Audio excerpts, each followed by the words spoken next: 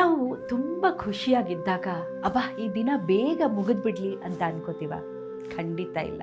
ಆದರೆ ತುಂಬ ಸ್ಟ್ರೆಸ್ಸಲ್ಲಿದ್ದಾಗ, ತುಂಬ ದುಃಖದಲ್ಲಿದ್ದಾಗ, ಅಬ್ಬಾ ಈ ದಿನ ಬೇಗ ಮುಗಿದ್ಬಿಟ್ಟು ನಾನು ಮಲಗಿ ಎದ್ದುಬಿಟ್ರೆ ಸಾಕು, ಇದೆಲ್ಲ ಇಲ್ಲಿಗೆ ಮುಗಿದು ಹೋದರೆ ಸಾಕು ಅಂತ ಅನ್ಸೋಕ್ಕೆ ಶುರುವಾಗುತ್ತೆ.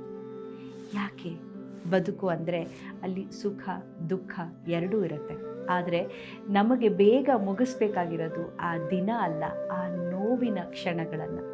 ಈ ಸೂಸೈಡ್ ಮಾಡ್ಕೊಳ್ಳೋಕ್ಕೆ ಹೋಗಿ ಉಳಿದವರನ್ನು ನಾವು ಇಂಟರ್ವ್ಯೂ ಮಾಡಿದಾಗ ಅವ್ರು ಹೇಳ್ತಾರೆ, ನಿಜವಾಗ್ಲೂ ನನಗೆ ಸೂಸೈಡ್ ಮಾಡ್ಕೋಬೇಕು ಅನ್ನೋದು ನನ್ನ ತಲೆಯಲ್ಲಿರಲಿಲ್ಲ, ಆದರೆ ಆ ನೋವನ್ನು ನಾನು ಮುಗಿಸ್ಕೋಬೇಕು ಅನ್ನೋದು ನನ್ನ ತಲೆಯಲ್ಲಿತ್ತು ಅಂತ. ಒಂದು ನಾವು ನೆನ್ಪಿಟ್ಕೋಬೇಕು, ಬದುಕು ನಮಗೆ ನೋವುಗಳನ್ನು ಕೊಟ್ಟೂನೇ ಬದುಕೋದನ್ನು ಕಲಿಸೋದು. ನಾವು ಬದುಕಬೇಕು ಅಂದರೆ ಜೀವನದುದ್ದಕ್ಕೂ ನೋವುಗಳನ್ನು ಸಹಿಸಿಕೊಳ್ಳುವಂಥ ಶಕ್ತಿ ನಾವು ಕಲಿಯಲೇಬೇಕು. ಆದ್ದರಿಂದ ಸುಖ ಆಗಲಿ ದುಃಖ ಆಗಲಿ ಅದನ್ನು ಒಂದು ಸ್ಥಿತ ಪ್ರಜ್ಞತೆಯಲ್ಲಿ, ಬ್ಯಾಲೆನ್ಸ್ ಆಫ್ ಮೈಂಡ್ ಅಂತ ಏನು ಹೇಳ್ತಾರೆ, ಅದರಲ್ಲಿ ಸ್ವೀಕರಿಸ್ತಾ ಮುಂದಕ್ಕೆ ಹೋಗೋದನ್ನು ನಾವು ಕಲಿತಾಗ ಮಾತ್ರ ನಾವು ಸಂಪೂರ್ಣವಾಗಿ ಬದುಕನ್ನು ಫೇಸ್ ಮಾಡೋದನ್ನು ಕಲಿತೀವಿ. ದುಃಖ ಅಂದಾಗ ಹೆದರ್ಕೊಂಡು ಪಲಾಯನ ಮಾಡೋದ್ರಿಂದ ನಮಗೆ ಏನೂ ಸಿಗೋದಿಲ್ಲ.